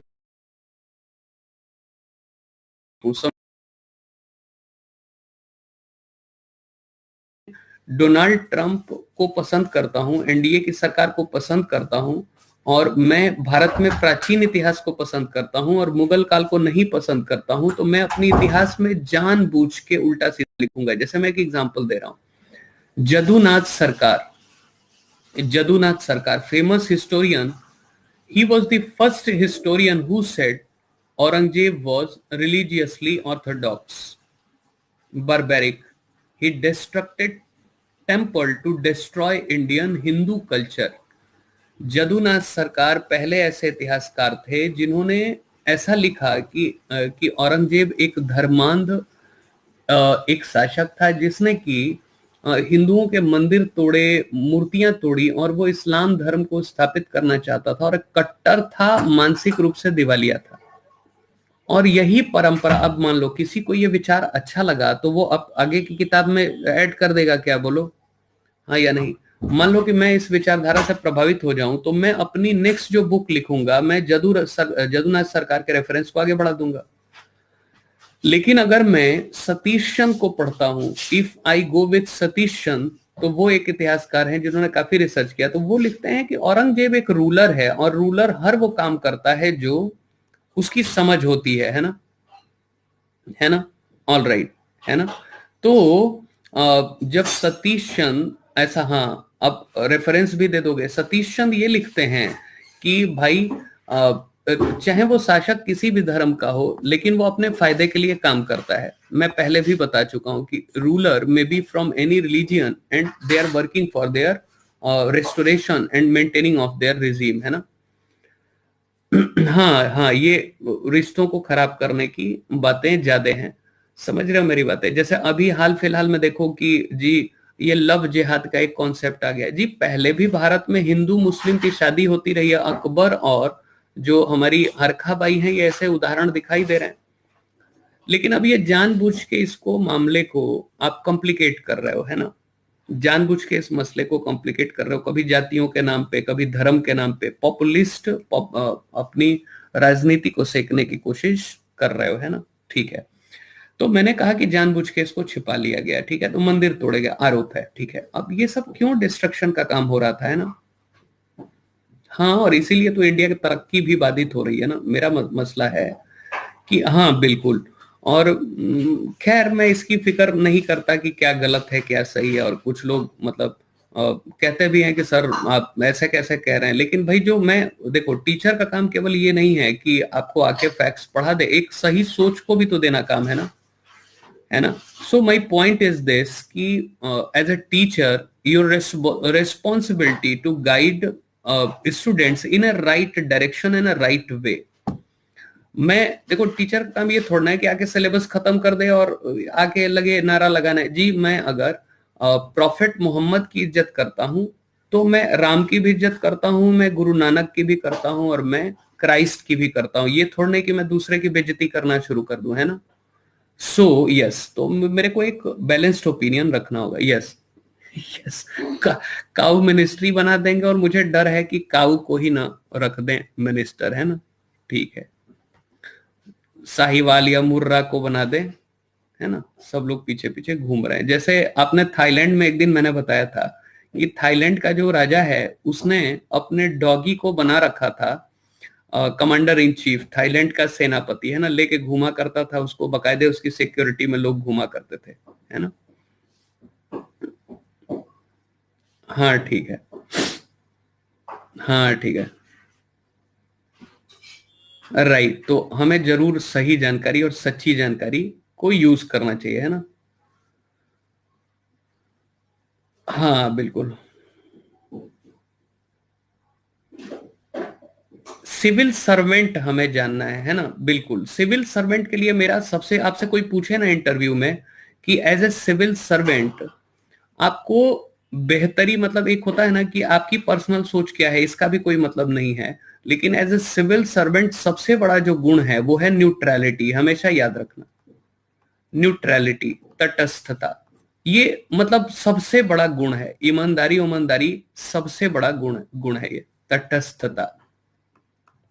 ये जो तटस्थता है, न्यूट्रलिटी, ये सबसे बड़ा गुण है। अगर आप न्यूट्रल नहीं हो तो आप ईमानदार भी नहीं हो सकते, है ना। अगर आप न्यूट्रल हो तो ईमानदार भी नहीं हो सकते, है ना। हाँ ठीक है, हाँ बिल्कुल, ठीक है, राइट। आर एस शर्मा ने भी लिखा है, रोमिला थापर ने भी लिखा है, these two historians, ancient historians of India, quoted so many ways and so many books that in the special occasions, especially for the guest or ceremonies, even Brahmin used to eat beef. ठीक है, but categorically hid by implied interest. ठीक है ना. तो मतलब ये है कि खैर, हम इसका मतलब ये नहीं कि हम बीफ खाने का समर्थन करें. मतलब जो मतलब एक सवाल ये है कि इतिहास की किताबों में लिखा क्या गया है, ठीक है, इसकी हम चर्चा कर रहे हैं. तो थोड़ा हमें न्यूट्रल होना पड़ेगा पढ़ते समय, है ना. हमारी सोच कुछ भी हो, लेकिन एक सिविल सर्वेंट के रूप में, हाँ, सिविल सर्वेंट के रूप में हमारी सोच क्या होनी चाहिए? न्यूट्रल होनी चाहिए. अब देखो, मैंने कहा कि ये जो टेम्पल्स हैं, टेम्पल में रिलीजियन का काम तो होता ही था, मतलब रिचुअल्स तो होते ही थे, कर्मकांड. ये टेम्पल कैसा प्लेस है? कर्मकांड होते थे यहाँ पे, मतलब शादी ब्याह से लेके पूजा पाठ से लेके, है ना, राइट. कर्मकांड से लेके और पूजा पाठ से लेके ये सारे काम होते थे. तो रिचुअल्स का काम हो रहा है, ठीक है. टेम्पल्स बैंक का भी काम करते थे. टेम्पल्स में एजुकेशन भी दिया जाता था. टेम्पल्स पंचायत का भी काम करते थे, मतलब कि पंचायत में जो लोकल एडमिनिस्ट्रेशन है उसको गाइड करते थे, है ना. जो आजकल पंचायतें करती हैं वो काम करते थे. फिर ये क्या करते थे? लोकल जस्टिस का काम करते थे, समझ रहे हो, न्यायालय का काम करते थे, ठीक है, न्यायालय का काम करते थे. फिर ये सेंटर ऑफ कॉन्स्पिरेसीज भी थे. सेंटर ऑफ कॉन्स्पिरेसी, षड्यंत्रों का अड्डा, राजा के विरुद्ध में षड्यंत्र. यहीं पे बैठ के लोग षड्यंत्र करते थे राजा के खिलाफ में. मेरी बात समझ रहे हो? यहीं पे बगावत की बिगुल फूकी जाती थी और ये सब होता था. पंचायत का कार्य करते थे. ये तो मल्टीटास्कर हो गया क्या? शिक्षा देने का काम ये करते थे, है ना. फिर बैंक का काम करते थे. फिर ये सोशल वेलफेयर का काम करते थे. घूम घूम के इनके लोग जैसे एनजीओ वाले काम करते हैं ना, सोशल वेलफेयर का काम करते थे, समाज कल्याण. हालांकि यहाँ पे एक और प्रथा प्रचलित थी देवदासी की, जिसको कि कहोगे टेम्पल प्रोस्टिट्यूशन. देवदासी, टेम्पल प्रोस्टिट्यूशन आपने सुना है? अब बताओ, मंदिर एक ही साथ पूजा भी कर रहे हैं और मंदिर वैश्यावृत्ति को भी बढ़ावा दे रहे हैं. देवदासी प्रथा कहते थे, है ना, मंदिर वैश्यावृत्ति, कि भगवान से एक स्त्री की शादी करा दो और फिर उसकी शादी कभी नहीं होगी और वो एक तरीके से गांव में प्रोस्टिट्यूशन का काम कराएंगे भगवान के नाम पे. इसको कहते थे देवदासी प्रथा. और लंबे समय तक ये चलती रही, आजादी के बाद तक भी. इसको बाद में बैन किया गया, है ना, मेल प्रैक्टिस था, है ना. So temples were not only the centre of rituals related to Hinduism. ये तो मल्टीटास्कर हो गए. All right. अब भगवान के नाम पे हर काम किए जाओ. तो जब ऐसी सब बातें होंगी और राजा को जब पता लगेगा, जैसा राजा ने कहा कि बेटा टैक्स पहुंचाए जाना, बहुत कमा रहे हो, इन्होंने मना कर दिया और कॉन्स्पिरेसी में लग गए, तो राजा क्या करेगा? इनको बोलो, राजा क्या करेगा? इनको अटैक करेगा ना. अब ये जानकारियां, ये सब छुपा लिया गया, ये सब जानबूझ के इसको हाइड कर लिया गया. ये जितना मैंने पिरामिड बनाया है इसको छुपा लिया गया और कहा गया कि जी मंदिर तो भगवान की पूजा के जगह थे, और तोड़ दिया. इसका मतलब भगवान विरोधी, धर्म विरोधी, है ना. मेरी बात समझे? नहीं समझे? हालांकि मैं ऐसा मानता हूं कि कुछ मसलों में धर्म हो सकता है ना. Even that I am not going against this idea 100% कि जी एकदम राजा अपने 100% फायदे के लिए काम कर रहा है, लेकिन वो एक भाव से कर रहा है. वो मस्जिद भी वैसे ही तोड़ रहा है ना. मस्जिदों में भी यही सब काम हो रहा था. वक्फ बोर्ड आज भी बने होते हैं, है ना, इस्लाम में भी. तो मस्जिदों में भी बहुत कमाई थी, या दरगाहों में भी बहुत कमाई थी. और जब वो अपनी हिस्सेदारी मांगेगा या षड्यंत्र होगा, आके तोड़ देगा. Are you getting? मेरी बात समझे? नहीं समझे, है ना. तो दोनों को बराबर कर रहा था, लेकिन इन जानकारियों को छुपा लिया गया, है ना. क्यों? क्योंकि उनको सिद्ध करना था कि मध्यकाल मुस्लिम काल है जिसमें हिंदुओं को दबाया गया, है ना. They categorically wanted, with implied interest, to prove their theory. Then medieval period was dominated by Muslim rulers, है ना. ठीक है ना, राइट राइट. तो ये सब पूरा मसला, है ना, बहुत अच्छे से समझ गया पूरा. तो इसीलिए मैंने कहा कि जब हम पढ़ते हैं तो हमें एक न्यूट्रलिटी का ज्ञान होना चाहिए. अब इतना सारा बताने के लिए बताने वाले के ऊपर भी तो नॉलेज बेस होना चाहिए ना. अब मान लो मेरी ही नॉलेज कम है तो मैं क्या दूसरों में बांटूंगा? क्या लग रहा है? अगर मेरी जो बातें हैं, जो नियोलिथिक कर लेंगे, कल सवेरे कर लेंगे, 10 मिनट की बात है, उसको लिख लेंगे, है ना। वही प्लेसेस लिखने थे, साइट्स लिखने थे, मैं बता दूंगा, है ना।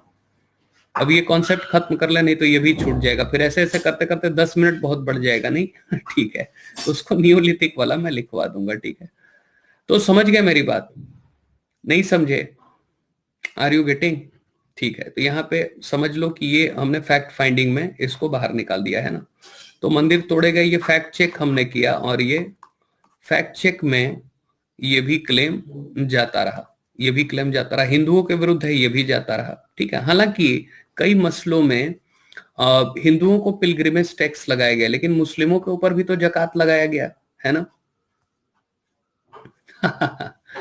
हाँ, लूसेंट वाला ज्ञान से नहीं होगा, मतलब लूसेंट वाला ये ज्ञान नहीं है, ये एक्वायर्ड ज्ञान है। बहुत सारी जब आप चीजों को पढ़ोगे, फिल्टर करोगे, है ना, तब जाके आपको ये सब जानकारियां मिलेंगी। लूसेंट में कहाँ मिल पाएगा, ठीक है। ऑल राइट, तो मैंने कहा कि यह हिंदुओं के विरुद्ध जो लगाए गए थे पिलग्रिमेज टैक्स, आप कहते हो ना कि जी हिंदुओं के विरुद्ध में लगा दिया गया, है ना।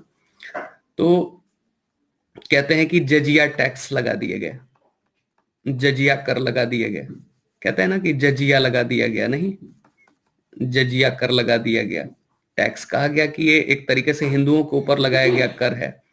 तो क्या मुस्लिमों के ऊपर जकात नहीं लगाया गया था क्या? इसको क्यों नहीं बता रहे हो?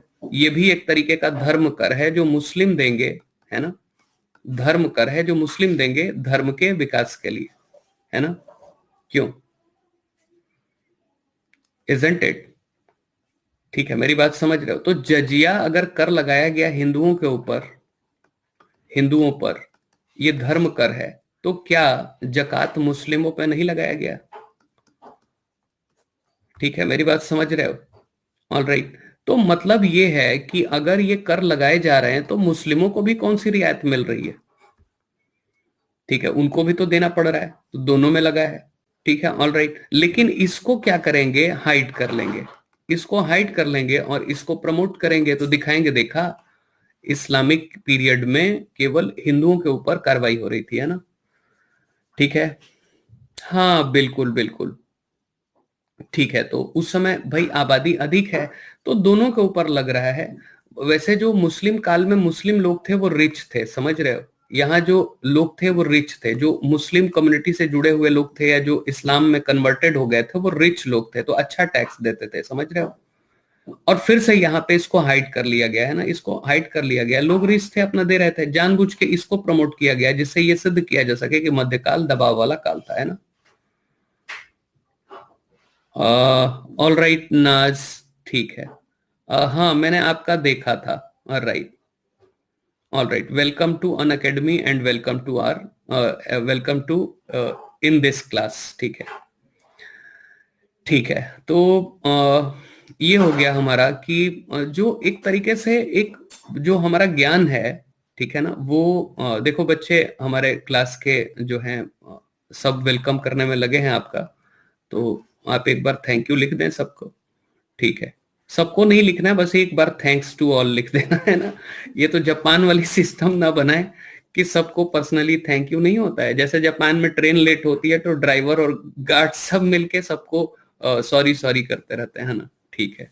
वेलकम टू ग्रुप हो गया और आप थैंक्स लिख दें बस, ठीक है, हो गया। ऑल राइट, तो हमने देखा कि ये एक तरीके से जानबूझ के कैटेगरिकली ये जानबूझ के ये सिद्ध किया जा रहा है। अगर इतना ही हिंदुओं के विरोध में होते तो औरंगजेब की दरबार में लगभग 34% लोग हिंदू ना होते। All the greatest commander of Aurangzeb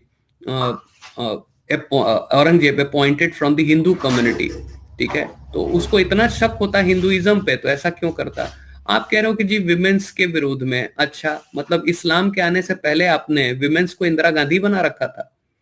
मेरा सवाल ये है कि चलो मानते हैं कि विमेंस को सप्रेस्ड किया गया है इस काल में, तो इसके पहले क्या सारी महिलाएं रजिया सुल्ताना थी?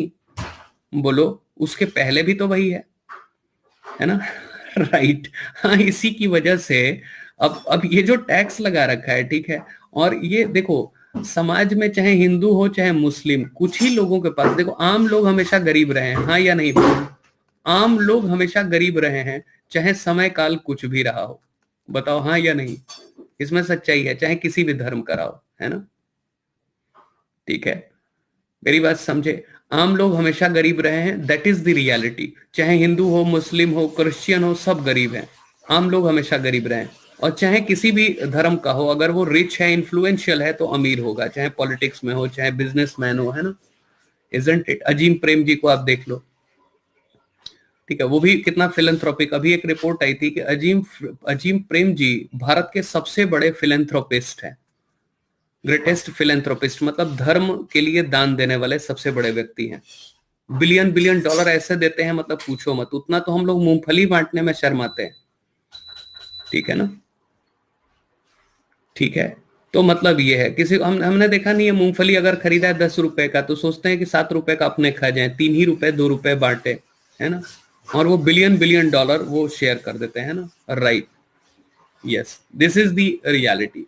तो ठीक है, तो हम उनकी ओर तो ध्यान नहीं देते हैं और बस अपना एंड साधने के ऊपर काम करते हैं ना। अभी देखा होगा कि किसी मंदिर में अथॉरिटी ने किसी मुस्लिम कम्युनिटी को अगर नमाज पढ़ने का अवसर दिया, या किसी मस्जिद में किसी मुस्लिम कम्युनिटी ने आगे बढ़ के किसी की सहायता की या कुछ काम किया, या जैसे कहीं से गणेश पूजा का जुलूस निकल रहा था और तजिया के जुलूस वालों ने जगह दे दिया, या तजिया की जुलूस जा रही थी और गणेश पूजा के जुलूस वालों ने जगह दे दिया, तो ये न्यूज में नहीं आता है। This is not the national news. क्यों भाई? क्योंकि इससे तो एकता सिद्ध हो रही है। न्यूज में क्या आएगा कि जी किसी ने किसी को मार दिया तो न्यूज हो जाएगा, है ना। तो जो अच्छे एग्जाम्पल हैं उसको हम हाईलाइट नहीं करते हैं, ये सबसे बड़ी प्रॉब्लम है, ये सबसे बड़ी प्रॉब्लम है ना। This is biggest problem. ठीक है, तो मेरी बात समझ गए? ऑल राइट, ठीक। तो ये भी क्लेम जाता रहा, और महिलाओं की कौन सी स्थिति है ना, अच्छी हो गई है। एकमात्र उद्देश्य प्लंडरिंग है, तो हम ये कहेंगे कि ये भी ठीक नहीं है। वो अपने क्षेत्र में क्यों आ रहे थे? वो बेसिकली प्लंडरिंग ही उद्देश्य नहीं था, ठीक है ना। वो अपने क्षेत्र को बढ़ाना चाहते थे, इस्लाम को आगे बढ़ाना चाहते थे, है ना। तो हाँ बिल्कुल, उसका रीजन है ज्ञान की कमी।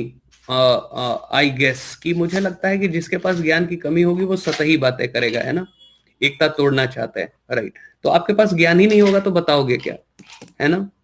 हाँ ठीक है, और क्या होना ही चाहिए। एज एडमिनिस्ट्रेटर भी सोचो तो आपको वैसे ही होना चाहिए। आपके पास ज्ञान की कमी रहेगी तो आप बताओगे क्या? बोलो।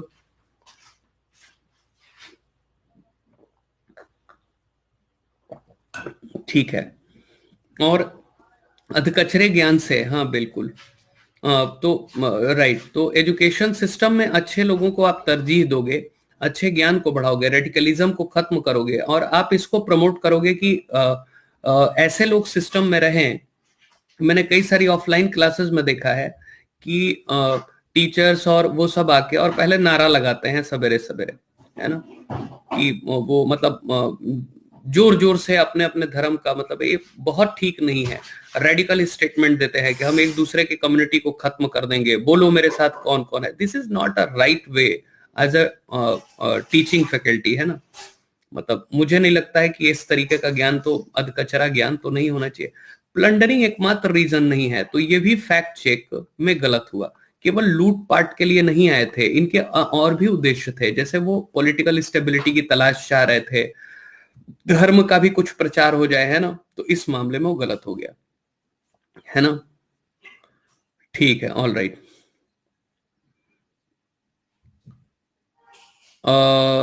सुप्रिया कोई बात नहीं है। अभी हम देखो, सुप्रिया पीछे 16 तारीख वाली क्लास देख लेना। हम 16 से ही हमने कुछ स्टार्ट किया है, तो आपको एग्जैक्टली जानकारी लग जाएगी कि हम किस डायरेक्शन में पढ़ाई कर रहे हैं ना। ठीक है, तो वहां से आप गाइडेंस ले सकते हो। अभी ज्यादा नहीं हुआ है, अभी तो शुरुआत ही है, जैसे मिडवल अभी शुरुआत है, सब कुछ ऐसा है ना। तो ठीक है, तो ये भी फैक्ट चेक गड़बड़ हो गया। कहा गया कि कन्फ्लिक्ट बिटवीन क्रिश्चियनिटी एंड इस्लाम, ये कन्फ्लिक्ट हुआ तो है, जवाब है यस। क्यों? क्योंकि कहीं ना कहीं क्रिश्चियनिटी के लोग भी धर्म प्रचार में लगे हुए थे, और इनका भी कहीं ना कहीं ऐसा था। और जो इस्लाम के मानने वाले लोग थे वो भी कहीं ना कहीं सोच रहे थे कि अपना प्रसार करें, और इनमें कन्फ्लिक्ट हो गया। आज तक लड़ाई चलती है ना। जितनी हिंदुइज्म और जितनी इस्लाम में डिफरेंसेस नहीं है, उतना क्रिश्चियनिटी और इस्लाम में है। आपको क्या लगता है? मुझे कभी कभी ऐसा लगता है कि this is the conspiracy of followers of Christianity to divide Hindu Muslim unity. मुझे कभी कभी ऐसा लगता है कि जो कट्टर ईसाई व्यक्ति है, उसने जानबूझ के इस्लाम और हिंदू वाली यूनिटी को खत्म करने की कोशिश की, जिससे उसकी साइड में ज्यादा लोग आ सके। ठीक है, यूज किया गया है और यूज किया जा रहा है ना? ठीक है।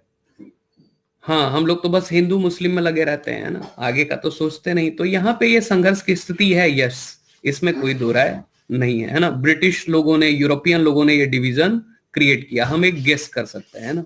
ठीक है, फॉर्मिटी से तो नहीं कह सकते, लेकिन एक गेस कर सकते हैं। तो ये भी क्लेम, ये सही लग रहा है क्लेम में, ये यस का जवाब लिख सकते हो। यस, कन्फ्लिक्ट था। धर्मांतरण की जहां तक बात है, तो ये फोर्सबल नहीं था, याद रखना। लेस फोर्सेबल और मोर वॉलेंटरी, याद रखना, वॉलेंटरी।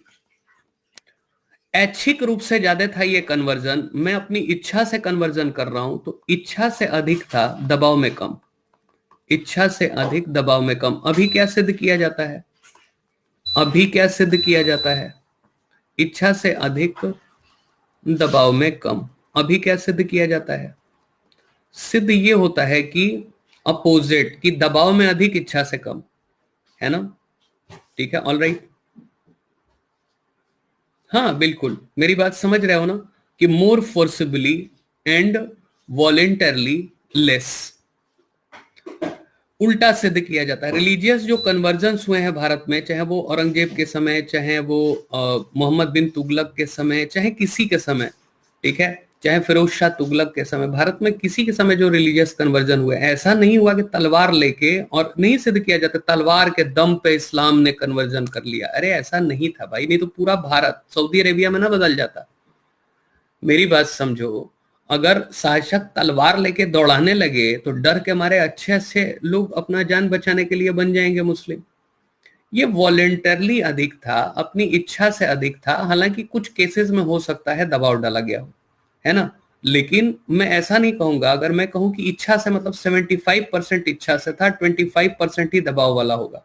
समझ रहे हो? लेकिन इसको थोड़ा गलत तरीके से प्रस्तुत किया गया, तो फैक्ट चेक में, है ना, राइट। अब पाकिस्तान में क्या होता है, थोड़ा दबाव डाल देते हैं ना। भारत में ऐसा कोई ट्रेडिशन नहीं रहा है। ठीक है, ऑल राइट। ठीक है, मेरी बात समझे? तो फैक्ट चेक में ये भी गलत सिद्ध हो गया दावा कि रिलीजियस कन्वर्जन कोई फोर्स से किया जाता था, है ना। अगला देखो, वायलेंट इस्लामिक इन्वेजन उतना हिंसक नहीं है जितना कि प्रचारित किया जा रहा है, क्योंकि कई बार ये इस्लामिक इन्वेजन का उद्देश्य ट्रेड भी होता था। ट्रेड, कई बार ये ट्रेड के चक्कर में आते थे। जैसे 17 साल का लड़का है जिसका नाम है मोहम्मद बिन कासिम, है ना, केवल और केवल 17 साल का लड़का है ना। अब बताओ, 17 साल में तो हम पूछते हैं कि कहाँ साइन करें, कौन सी फॉर्म निकली है ना। Mohammad bin Qasim came as a 17 years old, तो उसका केवल दो उद्देश्य था, एक तो ट्रेड करना और दूसरा, मतलब धन की लूट भी थी, लेकिन उसका बदला लेना, रिवेंज के चक्कर में आया था, है ना। राजा दाहिर ने, जो मुल्तान का राजा है, मुल्तान सिंध का दाहिर, उसको, उसने क्या किया था कि अरबों के जहाज को लूट लिया गया और उसने कोई कार्रवाई नहीं की, तो बदला लेने के लिए भारत आया था। समझ रहे हो, फिल्मी हीरो जैसा। उसको वहां के इराक के लोकल एरिया कमांडर हज्जाज ने भेजा था, मैं लिखवा दूंगा, ठीक है। अब इसको क्या सिद्ध किया गया कि जी Mohammad bin Qasim came for the religious conversion. कहते हैं कि मोहम्मद बिन कासिम 17 साल का बच्चा रिलीजियस कन्वर्जन करने आ गया। उम्र तो आपने ध्यान ही नहीं दिया। लोग सोचते हैं कि मोहम्मद बिन कासिम 87 साल का था, है ना। सब लोग अपने ही जैसा सोचते हैं, इन्वेडर्स को भी। मेरी बात समझ रहे? उम्र पे तो ध्यान ही नहीं दिया आपने। मोहम्मद बिन कासिम सुन के डर गए, सोचा कि अरे इसकी उम्र तो कम से कम 50 साल तो होनी चाहिए। इच्छा है आपकी, सच्चाई नहीं है। Mohammad bin Qasim as a Arab invader came to take revenge firstly from the local ruler Dahir. ठीक है, यही सच है, वो बदला लेने के लिए आया था, क्योंकि अरबों का जहाज लूटा गया था और वहां के इराक के लोकल शासक हज्जाज ने, एरिया कमांडर है ना, भेजा था, है ना। ठीक है, ऑल राइट, समझ गए ना। हाँ, नेम की वजह से नाम ऐसा दिख रहा है कि थोड़ा साउंड हो रहा है कि बड़ा ज्यादा उम्र है, 17 साल का है बस। ठीक है, तो मेरी बात समझना। कहते हैं कि डार्क फेज है, अगर डार्क फेज होता तो इतने सारे मॉन्यूमेंट्स और इतना सारा विकास कैसे होता। अकबर के समय पूरी दुनिया का लगभग 22% पैसा, 24% भारत में था। इवन 18 सेंचुरी तक दुनिया की मैन्युफैक्चरिंग कैपिटल थी इंडिया, तो ये दावा भी खरा नहीं उतरा। और ये तो मोस्टली जो हमारे परसेप्शंस हैं वो रॉन्ग ही दिखाई दे रहे हैं। आपको क्या लग रहा है?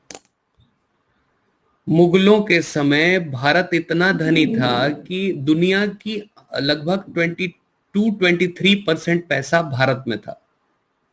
मेरी बात समझे? तो इस बात से क्या अंग्रेज यहां अचार डालने आए थे? नहीं आ रहा है समझ में। एक्सपोर्ट ओरिएंटेड था भारत, मैन्युफैक्चरिंग कैपिटल था भारत 18 सेंचुरी तक, इवन लेटर मुगल तक। मेरी बात समझे? तो अंग्रेज यहाँ पे क्या करने आए थे? हमारी शक्ल देखने। हम इतने मतलब शक्लवान हो रखे हैं ना, इतने शक्ल। उस समय तो फेयर एंड लवली भी नहीं थी, आजकल जो कुछ दूसरा नाम रख लिया उन्होंने, है ना। फेयर एंड ग्लो रख लिया है, क्या रखा है? ग्लो एंड फेयर, है ना, कुछ ऐसा रखा है ना, ग्लो एंड लवली। ठीक है। सो मैं उस समय तो ऐसा भी कुछ नहीं था कि देखने के लिए आए हो हमें। हम सब लोग फेयर हैंडसम और फेयर लवली लगा के बैठे हुए हैं ना, isn't it? So that is the point. मेरी बात समझे? सोने की चिड़िया कैसे? ट्रेड से। हमारे पास तो कोई खान भी नहीं है जोहान्सबर्ग और किम्बरले जैसा। मेरी बात सुनो, हमारे पास क्या कोई हीरे की खान है ना? तो हमने ट्रेड करके, व्यापार करके, सामान बेच बेच के हमने बुलियंस कमाए थे, सोने जवाहरात हीरे कमाए थे हमने। और उसी को लूटने के चक्कर में वो आ गया यहाँ पे। नहीं समझे? इसीलिए सोने की चिड़िया कहते हैं। कोई खान तो थी नहीं हमारे पास, समझे? हम ट्रेड से कमाए थे वो। हमारे पास कहाँ खान है? अब कहोगे सर वो है नहीं आंध्र प्रदेश में, आप कैसे कह रहे हो? मैंने तो देखी है, हट्टी खान है। जाओ जरा ढूंढ के लाओ सोना, देखते हैं कितना किलो निकाल के लाते हो, है ना। हाँ, तो वही तो कह रहा हूं ना, जाओ सोना ढूंढ के लाओ। मतलब 100 किलो मलबा हटाओगे तो 1 ग्राम सोना मिलेगा।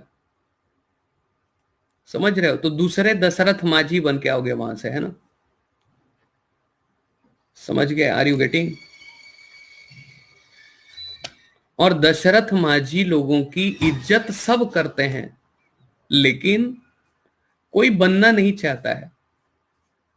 सब लोग कहेंगे क्या पर्सनालिटी है, क्या कमाल का व्यक्ति है, कमाल की डिटर्मिनेशन है, लेकिन कोई कहे तो बनोगे, तुरंत भागेगा 3 फुट दौड़ के।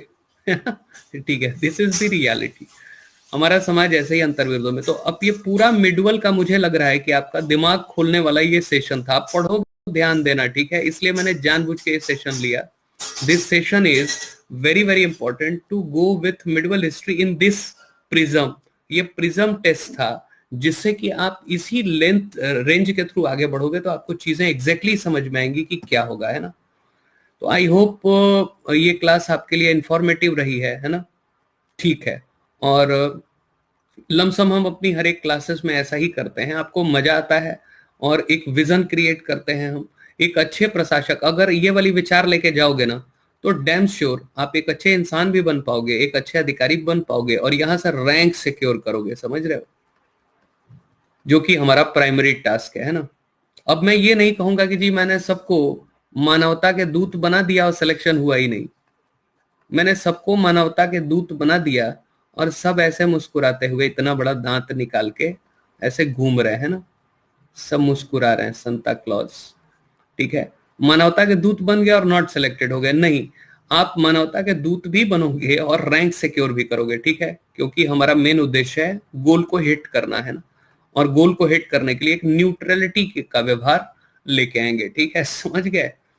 तो दोनों क्यों ना यूज कर लें। ठीक है, ऑल राइट। ठीक है, ऑल राइट। हाँ देखो, इंशाल्लाह इन्होंने लिखा भी, और हम भी इंशाल्लाह ही करेंगे। और अब इसको विराम देते हैं अपनी क्लास को, और मिलते हैं फिर। अच्छा हाँ, एक सवेरे वाली क्लास जो है, कल तो शाम वाला कार्यक्रम है ना, तो 7:30 पे हम क्या कर लेंगे सवेरे, वो स्पेशल में अरेंज्ड होगी। वही रोड नेटवर्क की बात कर लेंगे, है ना। और रोड नेटवर्क की बात कर लेंगे। ठीक है, ऑल राइट। तो सवेरे इस स्पेशल वाले में रोड नेटवर्क दिख रही होगी, लिंक चली जाएगी। ऑल राइट, तो मिलते हैं कल सवेरे। टिल देन, नमस्कार, टेक केयर योरसेल्फ।